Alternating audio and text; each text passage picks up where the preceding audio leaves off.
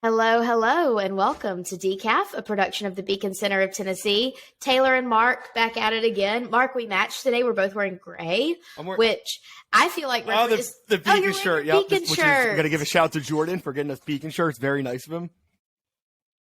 Yeah, we got a new logo. If y'all remember, we did a little brand refresh a couple months ago, and Jordan, on his own, just because he felt inspired, bought our whole team T-shirts, and we will have T-shirts that we'll be handing out to some friends of Beacon here in the near future, and it's pretty exciting to get some merch. We got some swag with our logo on it. I've never worked for a company where I have had logo swag. And on top of the cool, it's great that Jordan did this, but it's also a high quality shirt. Like usually when people give out free stuff, it's like, oh, here's this $2 shirt that's gonna, it's gonna shrink 50 sizes when you wash it. Like this is a high quality shirt. So Jordan did not cheap out on us either. He spent his own money to get us these nice shirts. I know if he got us those Hanes beefy tees, everyone knows what I'm talking about. They're like cardboard t-shirts. They're terrible, but the Beacon shirts are super soft. I love mine. I'm not wearing it today because I got cold in my house, but you can tell when you wash it and it's about the same size, which is that's how you can tell it's a good shirt. So Jordan, great job. Thank you for getting us these shirts. Shout out to our guy, Jordan. Also shout out to our guys, Ron and Jason on our policy team. They have been working for close to a year, so many months on the research report that we had come out this week. If you missed it, we're going to give you a rundown of it. So basically, in the ending stages of the real lockdown craziness of the pandemic, the federal government granted states and granted Tennessee all of these funds that could be used for their discretion to combat learning loss in schools following all the school shutdowns. We've been seeing a few things here and there about how the money was being spent in a suspicious manner. And so our policy team got curious and they started digging. And what they found was alarming. I feel like alarming is a fair assessment for that. And we released a report just this week on Tuesday that highlighted some of the ways that school districts specifically were spending these ESSER funds on things like walk-in coolers and retractable bleachers and things that, if we're experiencing learning loss, I'm not quite sure that retractable bleachers are the solution to the problem. Mark, what are your thoughts on this, and what were some of the big takeaways that you had after really having some time to synthesize the data? Yeah, so it was $4 billion given to the state of Tennessee from the federal government. Yeah, I said some money, some lots of money. $4 billion, and it was in three separate stages, and they were all kind of the COVID relief fund. So there was, three different ESSER stages, which ESSER is that. So they gave them to local school districts, and essentially they had some guidelines, but it was pretty broad on what they could spend money on. But the whole point of these funds was to help with COVID, learning loss, and mental health, things like that. But what you saw was a lot of schools, and again, most of the money is still not spent, which is one of the things that we contend is there's all this money left. Either give it back to taxpayers or spend it on what it's supposed to be spent on. It's crazy that Metro Nashville, the government, the school board is trying to get people to tutor for free, while they're spending $3 million trying to part of that money to plot out a new building, a school building, after a bunch of their buildings closed because they don't have enough kids. They're losing kids, and they're spending this COVID money to kind of design a new middle school. It's frustrating, and it's something where you look at these funds and where they spent it was legal because it's such a broad spectrum, but it's not good. No, and it's a problem because these school districts spent money on wish lists. They spent money on things that they have wanted to do for years. We finally have money. Let's do a new building. I mean, Hamilton County basically spent their whole budget, or a lot of their budget, on just new buildings. And that is not what learning loss is. And the worst part is that they a lot of these school districts basically made up. They're like, oh yeah, we got new bleachers so people could spread out more and avoid COVID. It's like when you take a test or when you get asked a question by the teacher and you didn't understand the question, so you give the wrong answer. And then once you realize the question, you try to make it fit with what the original question was. That's what it felt like these school districts did. I feel like I'm getting to know what your personality was in high school. This really is it's a real problem. And, we didn't really editorialize at all. We just know how they spent money and basically said, hey, listen, this is how you spent money. Almost nobody will agree with this. And this is on top of the, MNPS. We talked about the $18 million they spent on the website and the COVID stuff. So it's a problem state. I took I took web design in the 8th grade, and I think I could have made a better website than MNPS did for COVID. And that shows you how the government likes to spend their money. It's really anyway, bad. And we did a lot of, and Jason, it took 6 months to get open records requests back. But the problem is that all these people who, are like, oh, we're against school choice. They're saying, oh, the Beacon Center, it's a biased report. It's not biased. We literally took the government's numbers. That's all we did. We didn't even do anything. We took the numbers that they gave us from open records requests. And another issue on this is this should all be made publicly available anyway. It shouldn't take us doing an open records request and Jason waiting 6 months to get responses back from these school districts to happen. So this is a problem in so many different ways. Let's take that a step further. When reporter Dennis Ferrier with Fox 17 News reached out to Metro Nashville Public Schools saying, as part of these ESSER funds, you have to get community input on what this money's going to, what parents think the money should go to. Did you do that? They said no. And then a few hours later, sent out an email asking parents what they thought this money should go to. Like, it's just shady. It's just also Well, they shady. didn't say no. They said they did do it before, but they really couldn't provide many examples of it. But then as soon as Dennis asked them the question on his thing that, hours later, they're sending out a survey to parents saying, hey, what do you think we should do with this money? It's like, you got this money like 2 years ago. How are you asking this question now? And at this point, we have not seen any evidence that they've asked at any other point what the parents thought, like, because you need community input. And if that's the case, that means that they actually broke federal law, because part of federal law is you have to get input. So I don't know if they did or didn't, but the thing is, we have no evidence that they did, and they haven't responded to Dennis' requests about that. And the shady timing of asking this question about a story that you're running and then them actually doing what they were supposed to do federally, 5 hours later, it really, really raises some eyebrows and says, it doesn't seem like you're doing this because you had this already planned. It seems like you had 5 hours to come up with a poorly crafted email to ask people what they thought of it because you realize you may have broken the law.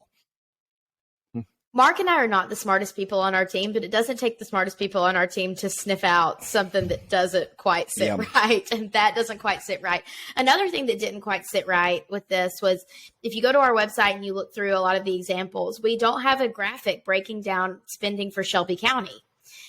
That is very interesting because they have budgeted for so much indirect costs, which what does that mean? There's been such an intense lack of transparency in general, but specifically from Memphis Shelby County Schools of how they're going to spend all this federal money. And one of the things that comes up a lot when we're talking about school choice, which we've been talking about a lot lately because students are finally being accepted into the ESA program. We're talking about this a lot, and people say, this is theft of education money. All of this is public money. Let's get that all out in the open. Whether it's in the education budget, in the ESSER budget, it's all money that we have put into the system. And it should have input, whether it's from parents deciding where their kids want to go to school, whether it's from parents deciding how the money is being spent, where their kids are in school. It's all public money that taxpayers have paid into. And so it should be concerning to all Tennesseans that it took someone in our office 6 months to figure out where this money was being spent statewide because he couldn't get answers from the state and from the districts. That in itself should be concerning. That's my just from the districts. And the point you made about Shelby County is worthwhile because they spent $34 million, which is a ton of money, and they just had no paper trail. When you say indirect cost, that means nothing. Davidson County, for as bad as they did with spending, they didn't put any money for indirect cost. You had, Hamilton County, $8-9 million, which is still too much. But Memphis spent such a huge portion on that. And we have no idea where they spent that. And like they say, indirect costs, what does that mean? I want to hear from them what they actually spend on, because they did not put that on, these COVID related issues they spent it on. So who knows where that money went? That could have went anywhere. And that's even with this program where they had to be, say a little bit of what they spend it on, the transparency is still really limited. We don't even know what many of these things went. You have a 1-sentence description, which doesn't really tell you anything in a lot of cases. And then you just put stuff you don't want the public to know under indirect cost and can hide it. So there's a lot of issues with that, but I think we have to give our policy team, a lot of credit for coming up with this idea and getting, all this information from these school districts. And because of the amount of time and research it took, we only did 12 counties. So we did the 4 biggest counties in the state. And then we did kind of 8 other counties. We tried to split it up, between West, Middle, and East Tennessee. So yeah, so we might try to do more of this, because this is just some of these small counties are the ones that seem to have spent the money, in my opinion, the worst on like things like bleachers and walk-in coolers. So it's a real problem, but you should check out our report. It's beacontn.com/ESSER, ESSER. So, and you can see all beacontn.org. Wow, beacontn.org.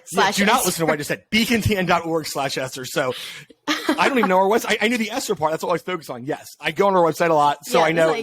The problem is every time I just type in B and it just comes up and I hit enter. So I don't actually have to type it in. Up. It auto-populates. But it's at beacontn.org/ESSER. You can see all the counties we did. You can see kind of the breakdowns, some graphics that our graphic designer Macy did, which are really good. So it's a really good report. And we have to give a lot of credit to our policy team and to Dennis Ferrier for really digging into what Davidson County has done with this. Yeah, Dennis is out there doing the Lord's work, reporting on actual facts. We really appreciate that. While we're on the topic of education funding, news broke yesterday that the Biden administration is planning to cover, reimburse, forgive $10,000 of student debt and up to $20,000 of Pell Grant debt. Now, for those of us who don't have student debt, I personally would take my $10,000 payment in the form of Venmo. And or vouchers to eat at Urban Market in Franklin. I would take either one. I feel like they already get that much money from me on a regular basis. But Mark, I saw an interesting tweet, and I want to know what your thoughts are about it. He campaigned on a platform of saying he's going to forgive all student debt, which riled up the conservatives. Now he's saying, I'm going to forgive a little bit of student debt, which riles up the far left liberals. And so I think that this plan has just lit everybody up. And not only is it just a bad plan, it's also really bad PR. I don't know what's happening in the White House. I'm so very confused, but all I know is bad policy, bad policy, bad policy. I agree with you. I don't think it makes sense because it doesn't satisfy anybody. It just makes everybody mad. On top of that, and I'm not a lawyer, but it may be illegal. I don't know if he can actually do that. That's another issue that's going on right now. They're talking about whether he actually, and that's like a big, even from the left, I'm seeing I'm not sure that you can actually do this legally. Bad policy, maybe illegal, unfair, immoral. Helps the exact people he said he doesn't care to help. I mean, he's helping rich people. I think 60% of people who are going to get forgiven are making over $250,000 a year as a household. It's just awful. And I don't know. I just don't quite understand what he's doing. And I think that in his mind, he's like, this will help me for the election coming up, and maybe it will help my team, the Democrats, for these midterms.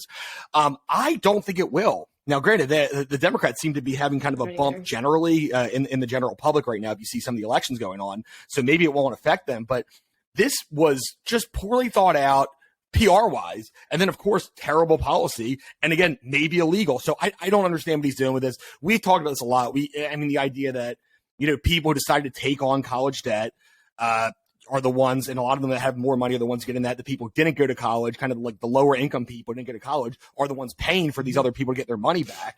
And it's just really bad policy. And it'll also be interesting to see, what do colleges do? They now know that the government is going to pay pretty much all the debt they have. So why not? I wouldn't be surprised to see them charge another 10 grand, 15 grand a year next year, because that's how incentives work. And we'll see what happens. I know.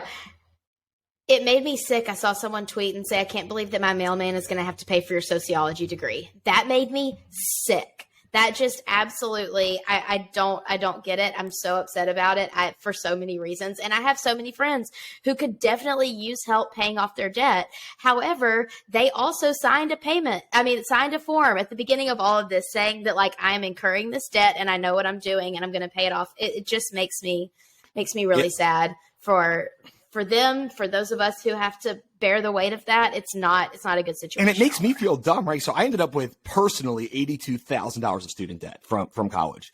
I sold my house, and when I had that money, I paid off that debt. I'm like, this is so great. I'm so excited to pay it off. And you feel dumb for doing that, because you're like, oh, well, I could have gotten 10 grand if I just waited. Of course, that's not the role of government. I'm against it either way, but it's just, it's it just ignores the idea of incentives. And like, if you feel like this is going to happen, why is somebody not going to take on a ton of debt? Saying, I bet the government's going to forgive it. And the idea that we haven't talked about this, but the idea that the government's even involved in student loans is asinine. It's dumb. It's insane. And it encourages all this stuff. And that's why the cost of college keeps going up. It's because of things like this. So the less government involvement, the better things will be, which for most things, that's also the case.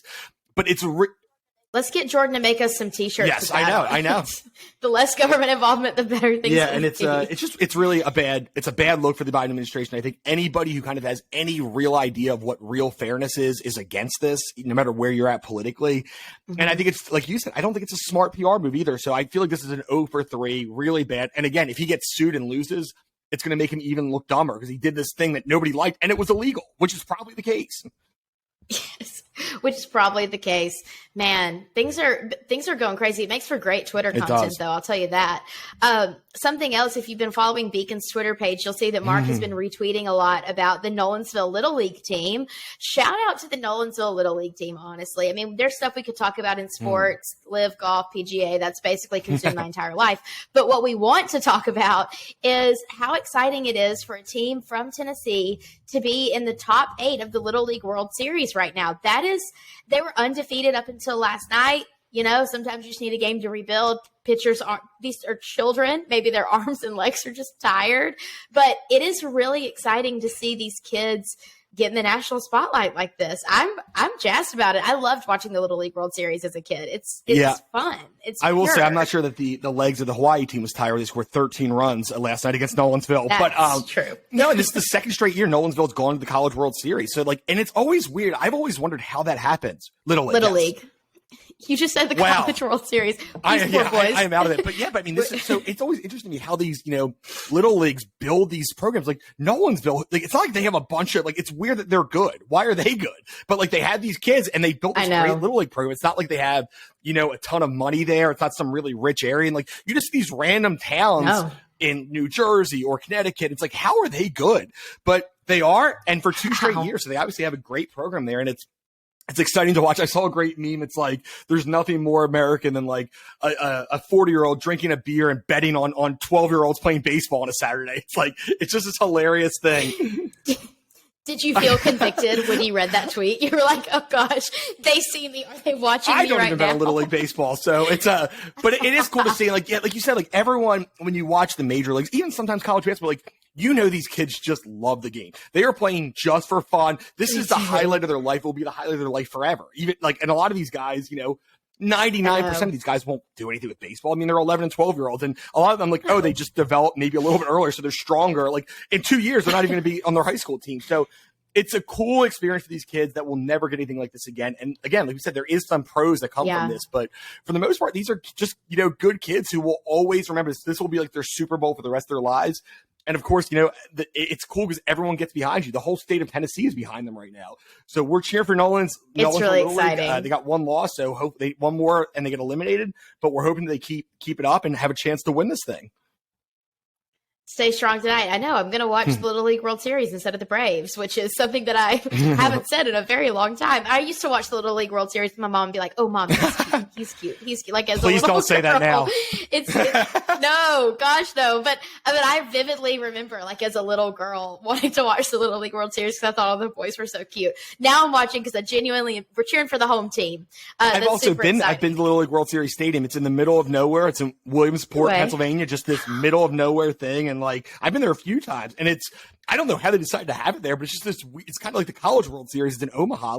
Some weird person just built a stadium one time, and now people. It's funny, people coming from New Zealand or South Korea traveling to Williamsport. It's wow, I hope this is not what the rest of America looks like, but it's a fun time, middle of nowhere, kind of farmland, and just in the country of Pennsylvania, and the best 12-year-olds in the world play baseball there.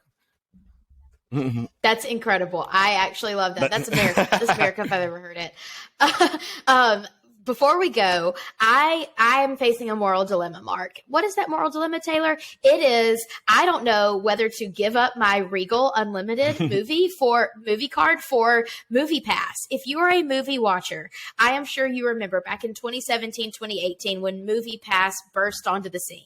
And you could subscribe to it. They mailed you a little MasterCard debit card, and it was red, and it said Moviepass on it. And you could you reserved a ticket in the app, and it put that money on your card, and you could go to the movie theater and pay for your movie with that, and your ticket was reserved, and it was so cool. And I saw so many movies. I loved MoviePass. Then they jacked up their prices and they went under, and I had to cut up my little MoviePass card, and now I'm a Regal Unlimited. I've done AMC Stubs. Now I'm Regal Unlimited. I'm a movie girl. I have been in a very heated group text with two of my guy friends, two of my best friends' husbands, because we're all movie people, trying to decide if we are going to bounce back with MoviePass, the OG, the one who took my heart in the first place, or if we're going to stick with our Regal Unlimited. And I don't know the pros and cons. I'm going to make an Excel spreadsheet. But Mark, do you have any thoughts on this before I start my Rory Gilmore pro-con list? I think these programs will probably both be out of business in a year, so I would take what you can. I'll never forget, I talked to Pat Shepard, who's a great guy on our board. And it's right when this MoviePass thing came out. And I'm like, this is so exciting. I'm going to buy this. And he's like, yeah, I've looked at their financials.